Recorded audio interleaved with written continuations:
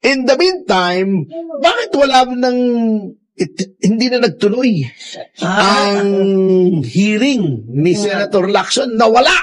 Ang akala namin October 1 meron. Diba? Ay, October 2 na, walay. Nabanggit lang si Martin Romualdez. Ayun na. Nagkaroon lang ng Master Sergeant Gutesa.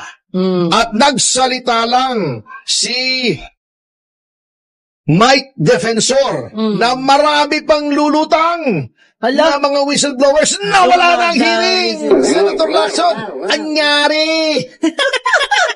Bakit biglang nawala? Nung papunta na kay the former speaker Romualdez. Bakit hanggang saldi ko lang tayo? Yan, mukhang may pumuposisyon dito Pero na gustong maging administration candidate. Ayun.